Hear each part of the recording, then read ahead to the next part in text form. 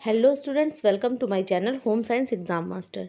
सबसे पहले मैं आप सबको नए साल की शुभकामनाएं देना चाहती हूं। आप सभी को नया साल बहुत बहुत मुबारक हो और इस नए साल में जो भी आपकी विशेज़ हैं वो सारी पूरी हों। अगर कॉम्पिटिटिव एग्ज़ाम की तैयारी कर रहे हैं तो ऊपर वाला आपको सिलेक्शन दे। इन्हीं शुभकामनाओं के साथ आज का हमारा सेशन स्टार्ट होता है। इससे सबसे पहले मैं बताऊं कि आपका बहुत बहुत स्वागत है हमारे 2000 प्रश्नों की श्रृंखला में। और ये 2000 प्रश्न यहीं से आएंगे। आपको एग्ज़ाम में प्रश्न इसी प्रकार के देखने को मिलेंगे। अगर आप पूरे 2000 क्वेश्चन की मेरी ये श्रृंखला देखते हैं तो निश्चित रूप से आपको इसका बहुत बड़ा फ़ायदा मिलने वाला है। आज का सेशन स्टार्ट करते हैं और आज का पहला प्रश्न है हमारा निम्न में से किसके द्वारा केवल स्तनपान वाले शिशु प्रसव अवधि के बाद सामान्य विटामिन डी की स्थिति को बनाए जा सकते हैं। इसमें पूछ रहा है केवल स्तनपान करने वाले शिशु प्रसव अवधि के बाद, ठीक है, प्रसव अवधि के बाद सामान्य विटामिन डी की स्थिति को बनाए जा सकते हैं। विटामिन डी इंजेक्शन से, माता के विटामिन डी की स्थिति से, और आपका सी है पूरक भोजन से, और डी है आपका विटामिन डी के लिए दवा। तो मतलब इसमें ये कह रहा है कि विटामिन डी की जितनी आवश्यकता है हमको उसको सामान्य बनाए रखने के लिए क्या कर सकते हैं। ठीक, तो यहाँ पर हमारा करेक्ट आंसर हमारे यहाँ पर हो जाता है ऑप्शन नंबर 2, माता के विटामिन डी की स्थिति। तो जो माता की विटामिन डी की स्थिति है उसके द्वारा केवल स्तनपान कराने वाले शिशु प्रसव अवधि के बाद ही सामान्य विटामिन डी की स्थिति को बनाए रख सकते हैं। ठीक है, तो इसके लिए अलग से उनको किसी चीज़ की ज़रूरत नहीं है। इसके लिए जो माता की विटामिन डी की स्थिति है उसी से शिशु के विटामिन डी की जो है पूर्ति की जा सकती है। नेक्स्ट क्वेश्चन है हमारा, गर्भावस्था में कौन सी समस्या उत्पन्न होने का भय रहता है?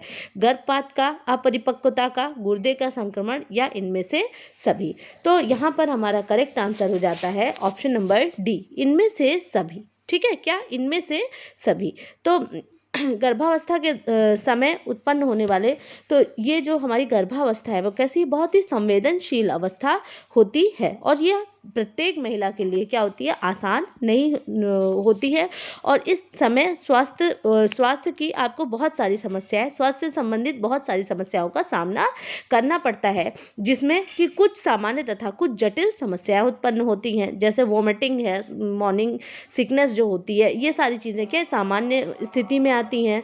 और जो गर्भावस्था के जो बाद में होती हैं, जो कुछ जटिल समस्याएं होती हैं, उस समस्याओं में आपको गर्भपात भी देखने को मिलता है और अपरिपक्वता भी देखने को मिलती है, और ये आपके गुर्दे का संक्रमण होता है, और साथ ही साथ में उच्च रक्तचाप की स्थिति भी देखने को मिल सकती है, और साथ ही साथ क्या डायबिटीज़ मतलब शुगर की भी प्रॉब्लम आपको देखने को मिल सकती है, या प्री टर्म लेबर भी अक्सर मतलब पेट में दर्द और होने की समस्या देखने को मिल सकती है। तो ये सब क्या है, सभी जटिल समस्याएं हैं।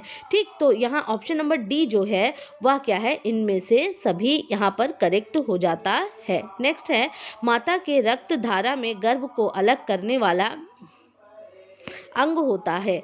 माता की रक्त धारा से गर्भ को अलग करने वाला अंग कौन सा होता है? अंडाणु होता है, नाभि नाल होता है, गर्भाशय होता है, या खेड़ी होता है? तो यहाँ पर जो ऑप्शन नंबर डी है, खेड़ी मतलब प्लासेंटा, ये क्या है, ये क्या माता के शिशु से मतलब गर्भ से अलग करता है, वो क्या है, हमारा प्लासेंटा ही होता है। और भ्रूण काल में जो ये खेड़ी होती है, प्लासेंटा होता है, वो आहार नाल तथा एमनियोटिक सैक जो होता है उसका निर्माण वहाँ पर हो जाता है, जो शिशु को पोषण प्रदान करता है और उसकी रक्षा करता है। तो माता को गर्भधारा मतलब रक्त धारा से गर्भ को अलग, गर्भ मतलब वही बच्चा, उसको अलग करने वाला अंग कौन सा होता है, वह होता है खेड़ी होती है। ऑप्शन नंबर डी जो है प्लासेंटा करेक्ट हो जाता है। नेक्स्ट है, आवश्यकता मनुष्य की ऐसी इच्छा है जिसकी पूर्ति के लिए उसके पास पर्याप्त क्या होना चाहिए? साधन होना चाहिए, धन होना चाहिए, प्रतिष्ठा होनी चाहिए, या बचत होना चाहिए? तो उसके पास क्या होना चाहिए, पर्याप्त क्या होने चाहिए, साधन होने चाहिए। और हमें पता है कि साधन कौन कौन से, किस प्रकार के, एक मानवीय साधन और एक अमानवीय साधन होते हैं। तो जो हमारे मानव के अंदर निहित हैं वो आपके मानवीय साधन है, और जो आपकी फिजिकल चीज़ें हैं वो क्या अमानवीय साधन के अंतर्गत आती हैं, जिसमें कि आपको धन वगैरह ये क्या है फिजिकल में आता है, और जो हमारी प्रवृत्तियां हैं, बुद्धि है, हमारी योग्यताएं हैं, कुशलताएं हैं, ये सब किसमें हमारे मानवीय के अंतर्गत आती है। और जैसे हमारी जो इच्छा है वो क्या है अनंत है, जिसको कि क्या उसकी पूर्ति के लिए हमारे पास क्या होना चाहिए, पर्याप्त साधन ही होना चाहिए, और हमारे पास क्या समुचित साधन उपलब्ध हो, जिससे वह अपनी इच्छा की पूर्ति के लिए उपलब्ध साधनों का स्वेच्छा से प्रयोग करने के लिए तैयार भी हो। ठीक, तो यहाँ पर जो हमारा ऑप्शन नंबर ए है, साधन है, सोर्सेज हैं, वही क्या हमारा करेक्ट हो जाता है। निम्न में से किस जनन अंग की रचना मेढक के बच्चे के समान होती है, शिश्न की, शुक्रवाहिनी की, शुक्राणु की, या इनमें से कोई नहीं। तो यहाँ पर जो ऑप्शन नंबर सी है वह क्या है करेक्ट हो जाता है। स्पर्म की बात यहाँ हो रही है। मानव के शुक्राणुओं की संरचना मेढक के बच्चे के समान होती है, और शुक्राणु के सिर वाला हिस्सा एक सिरे पर अंडाकार और इस तरह से आपको देखने को मिल सकता है। क्या एक सिरे पर अंडाकार होता है और पीछे का और उस दूसरा सिरा कैसा होता है, चपटा होता है, जबकि मध्य भाग स्पर्म शुक्राणु का पावर हाउस होता है, क्योंकि माइटोकॉन्ड्रिया इसी में स्थित होता है जो स्पर्म को तैरने की ताकत देता है, तथा तीसरा एवं अंतिम भाग पूंछ के समान होता है, जिसे क्या कहते हैं, माइक्रोट्यूब्स कहते हैं, जो स्पर्म को आगे धकेलने में धक्का देता है। तो ये तीनों चीजें यहाँ पर क्या अलग अलग आपको समझा दी गई हैं।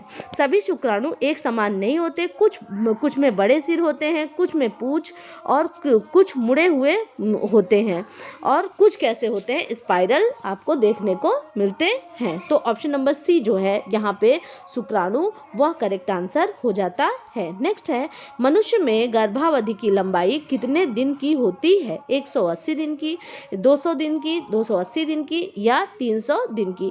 तो गर्भावधि की लंबाई मतलब गर्भकाल कितने, कब से कब तक है, गर्भाधान से बच्चे के जन्म तक की जो अवधि है वो क्या गर्भावधि के अंतर्गत आती है। तो यहाँ पर करेक्ट आंसर क्या, 280 दिन, जिसको कि कॉमन हम लोग क्या कहते हैं 9 महीने में यह परिपक्व होता है शिशु, मतलब पूरी तरह से।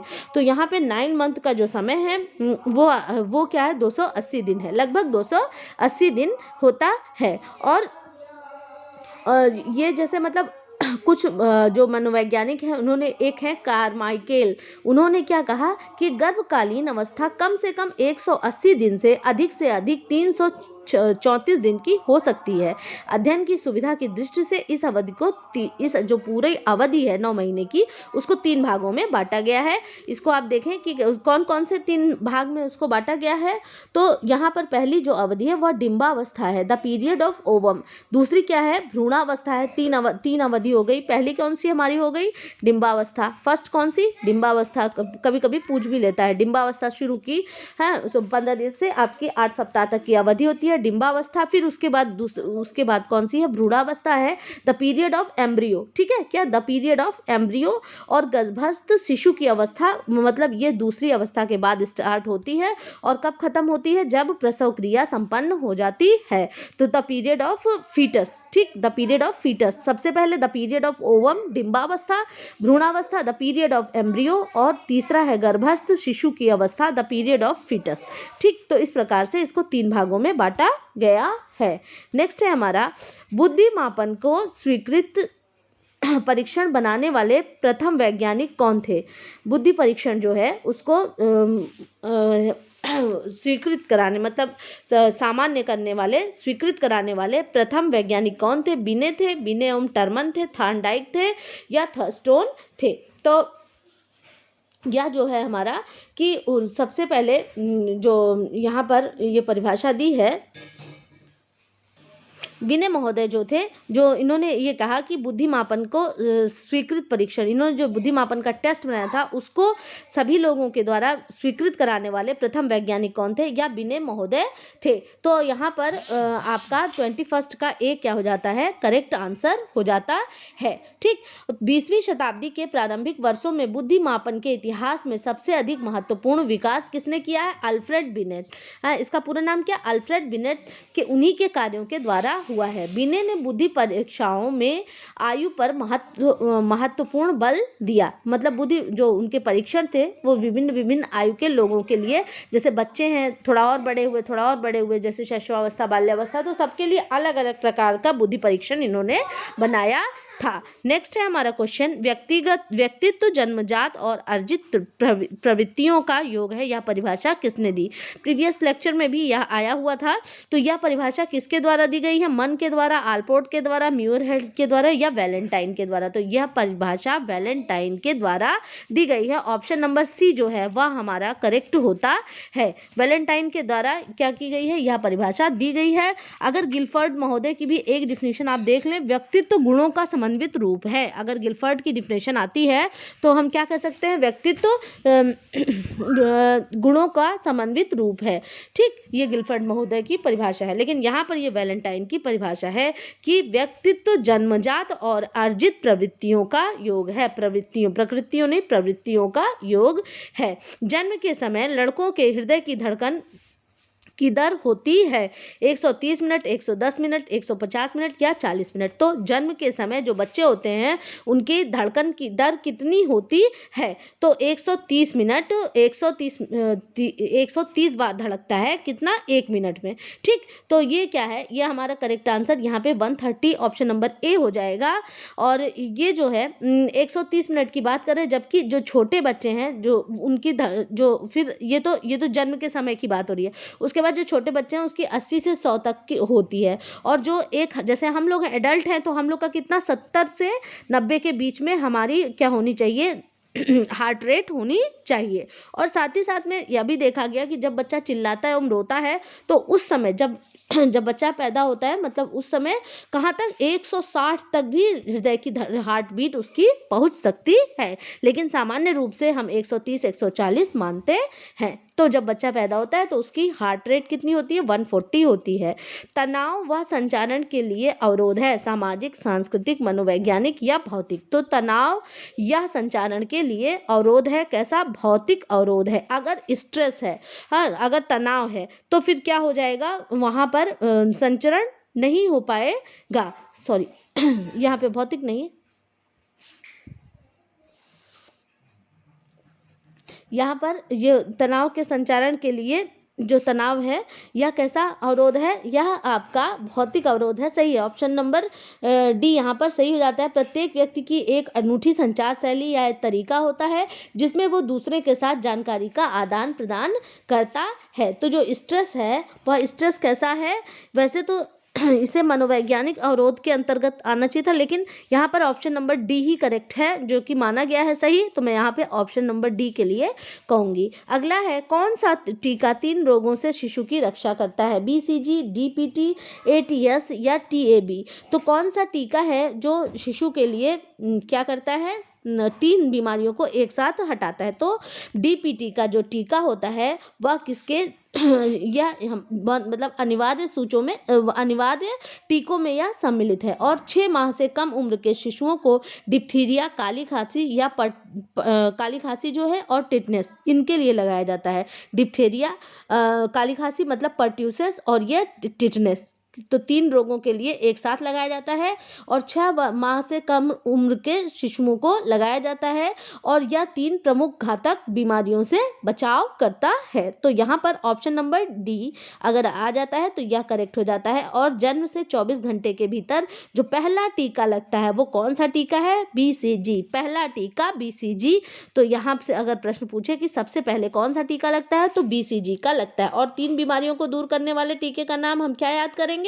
DPT। ठीक, डिप्थीरिया, पर्ट्यूसिस और टिटनेस। भारतीय सर्व प्रतिरक्षण कार्यक्रम के अनुसार एक नवजात शिशु को दिया जाने वाला पहला टीका इनमें सुरक्षा के लिए है। अभी मैं इसी की बात कर रही थी कि सबसे पहले कौन सा टीका लगता है, तो सबसे पहले BCG का टीका लगता है।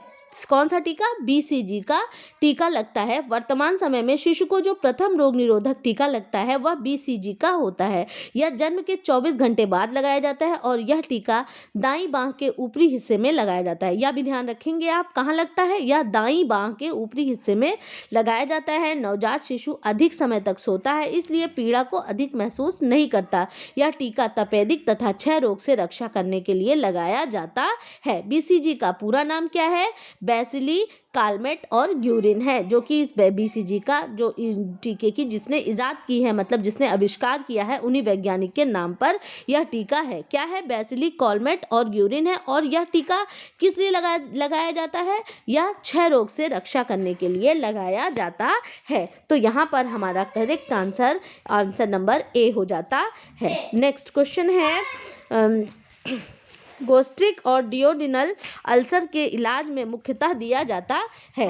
गैस्ट्रिक में कम रेशे वाले ब्लेंडेड आहार, उच्च रेशे वाले कम वसा युक्त आहार, प्रतिरोधी दवाइयाँ, उच्च रेशे युक्त आहार। तो गैस्ट्रिक एवं मतलब अल्सर के बारे में मेन तो जो है हमारा गैस्ट्रिक एवं डियोडिनम अल्सर जो है उसमें क्या होता है, किस प्रकार का आहार दिया जाता है।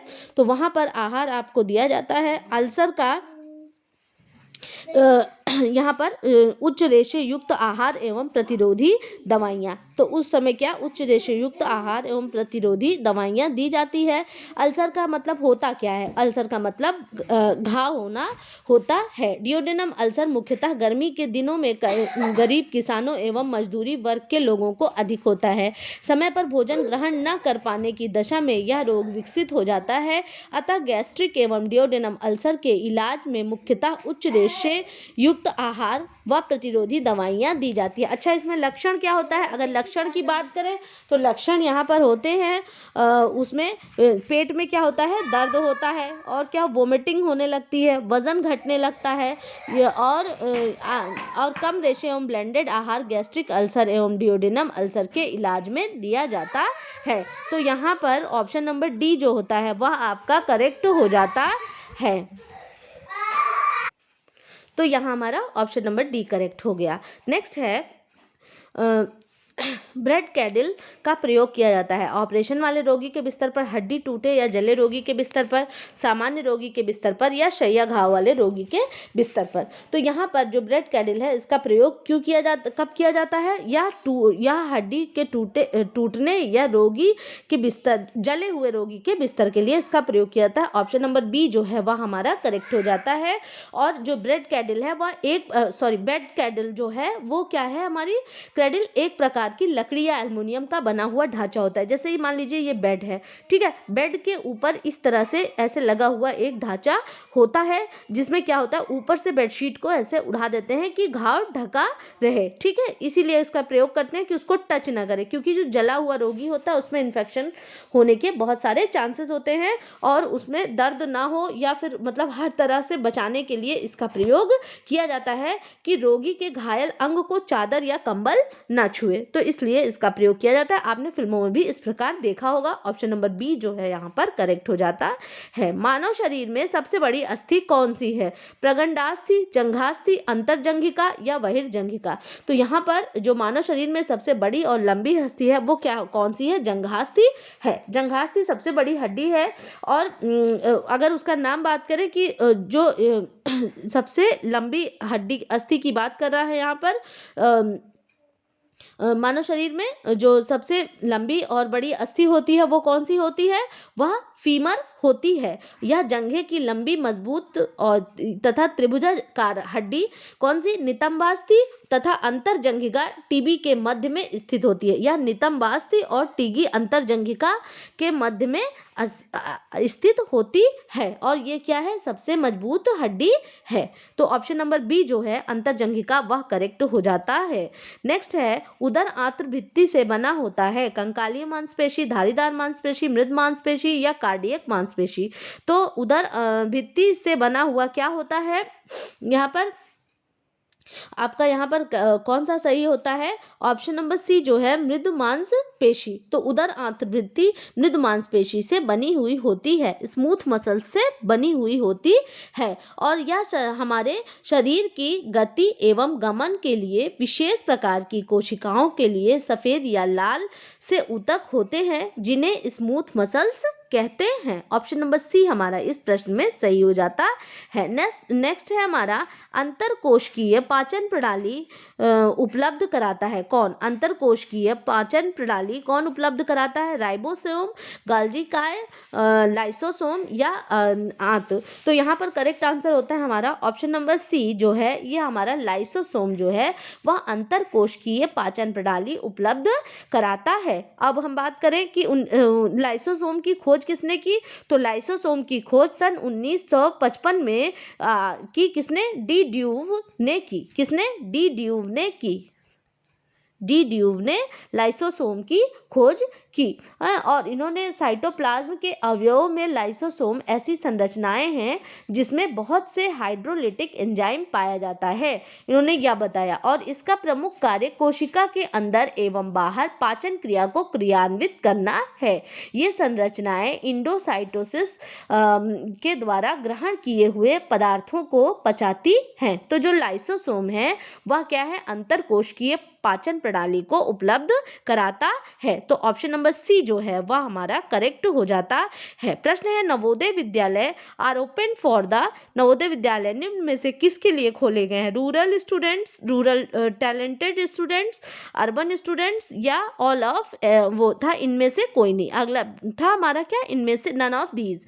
ठीक, तो ये जो नवोदय विद्यालय है वो किसके लिए? ग्रामीण छात्रों के लिए, ग्रामीण प्रबुद्ध छात्रों के लिए, नगरीय छात्रों के लिए। तो ऑप्शन नंबर बी जो है या ग्रामीण छात्रों के लिए खोले गए। किसके द्वारा? या ग्रामीण छात्रों के लिए, ग्रामीण प्रबुद्ध छात्रों के लिए खोले गए। ऑप्शन नंबर बी यहाँ पर सही होता है। और इसमें क्या होता है? एक कंपटीशन होता है जिसमें जो बच्चे सेलेक्ट हो जाते हैं वो क्या नवोदय विद्यालय में जाते हैं। और यह कक्षा 5 से कक्षा 12 तक के लिए सरकार द्वारा चलाई गई एक महत्वाकांक्षी योजना है जो ग्रामीण प्रबुद्ध छात्रों के लिए चलाई गई है। तो यहाँ पर ऑप्शन नंबर बी हमारा क्या है? वह करेक्ट हो जाता है। नेक्स्ट है हमारा प्रस्थापित आवाज का अधिकतम दबाव होना चाहिए। 80 से 90 डेसिबल, 100 से 110 डेसिबल, 60 से 70 डेसिबल और 110 से 120 डेसिबल। ठीक, तो प्रस्थापित आवाज का अधिकतम दबाव जो कितना होना चाहिए? 80 से 90 डेसिबल होना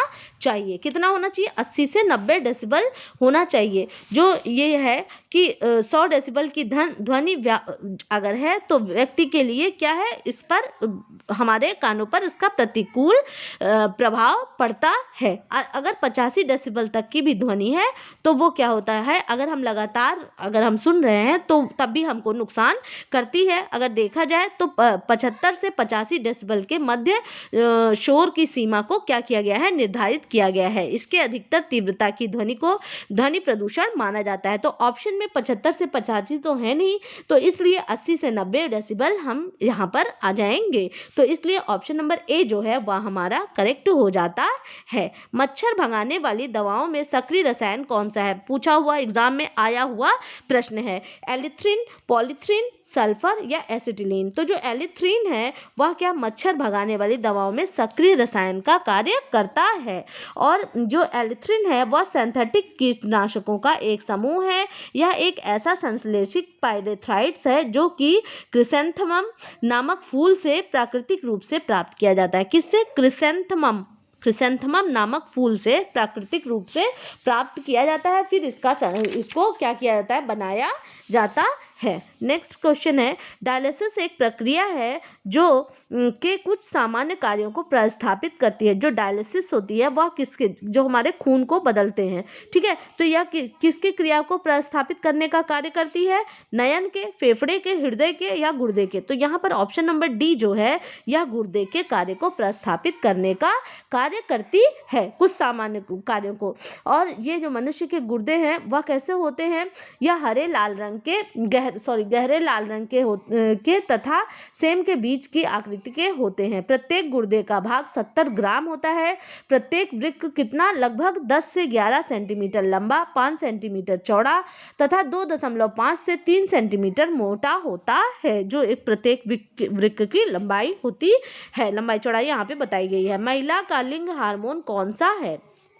सेक्स हार्मोन कौन सा है? एंड्रोजन, थायरॉक्सिन, एस्ट्रोजन तथा ऑक्सीटोसिन। तो महिला का जो लिंग हार्मोन है वो कौन सा है? एस्ट्रोजन है। ऑप्शन नंबर सी यहाँ पर हमारा करेक्ट हो जाता है, ये हम जानते हैं। नेक्स्ट है अमाशय के पीछे तथा उदर के ऊपरी बाएं कोने में जो लंबी लसिका ग्रंथि के समान होती है उसे क्या कहते हैं? तिल्ली, अग्नाशय, यकृत, कोई नहीं। तो यहाँ पर जो करेक्ट आंसर होता है ऑप्शन नंबर ए क्या होता है? तिल्ली। ठीक, क्या होती है? तिल्ली। जो प्लीहा होती है वह शरीर की प्रतिरक्षा तंत्र के हिस्से के रूप में एक रक्त शोधक के रूप में कार्य करता है। पुरानी लाल रक्त कोशिकाएं यही रिसाइकिल होती हैं तथा श्वेत रक्त कोशिकाएं एक प्लेटलेट्स यही स्टोर करती हैं। जो श्वेत रक्त कोशिकाएं हैं वे अपने प्लेटलेट्स को यही स्टोर करती हैं और जो पुरानी लाल रक्त कोशिकाएं हैं वह रिसाइकिल होती है, मतलब वहां पे जो पुरानी है वो खत्म होती हैं और नई बनती हैं।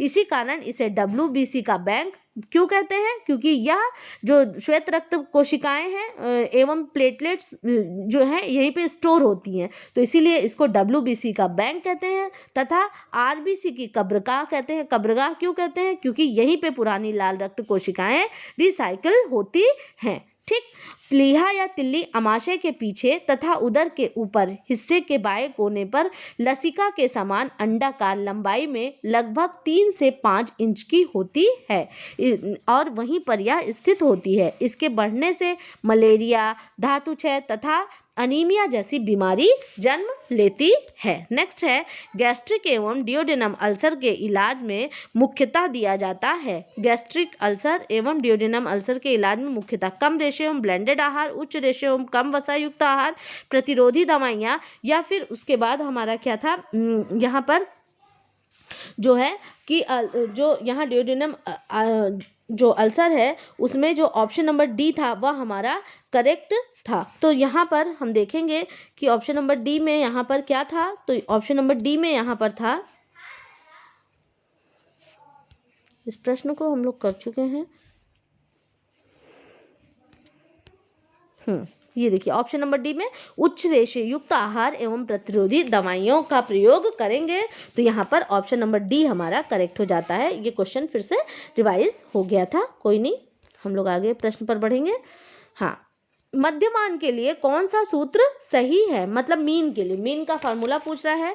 Mean is equal to sigma fx upon n, mean is equal to fx upon n, और mean is equal to sigma x upon n, और या इनमें से कोई नहीं। तो मीन का फॉर्मूला पूछा गया है, तो यहाँ पर जो मीन है, मध्यमान है, उसका फॉर्मूला क्या होता है? Sigma fx upon n. ये क्या है? मीन का फॉर्मूला है। ठीक है, तो सामान्य मध्यमान की जब हम गणना करते हैं तो पदों के योग में से पदों की संख्या को भाग दे देते हैं और इस प्रकार से क्या होता है? मीन निकलता है। 2, 4, 6, 5 इस तरह से अगर हम जोड़ें तो इसको क्या किया हमने? 5 हो गया, फिर उसके बाद 3 कर दें तो यहाँ पर क्या 2, 4, अब इनको हम जोड़ लेंगे, क्या 2, 4, 6, 5, 3, तो 4, 2, 6, 6, 6, 12, 12, 8, 20 हो गया। ठीक है, 20, और कितने इसमें पद की संख्या है? 1, 2, 3, 4, 5, तो इसको हम 5 से ये हमने इसको डिवाइड कर दिया 4, तो ये क्या हमारा निकल गया? ये मीन निकल गया। इसी प्रकार से हम मीन निकालते हैं, sigma fx upon n. Option number a यहाँ पर इसका करेक्ट आंसर होता है। और मैं आपको बताना चाहूँगी कि इसमें क्या, जैसे पदों के जैसे इसमें अलग अलग अगर पूछा जाए कि सिग्मा क्या है और f क्या है, x है और n क्या है, तो हम यहाँ पर देखेंगे कि क्या क्या चीज़ें हैं। तो यहाँ पर सिग्मा जो है, सिग्मा किसके लिए? पदों के गुणनफल का योग है, पदों के गुणनफल का योग सिग्मा इसके लिए प्रयुक्त किया जाता है। f जो है, f किसके लिए? आवृत्ति के लिए प्रयोग किया जाता है।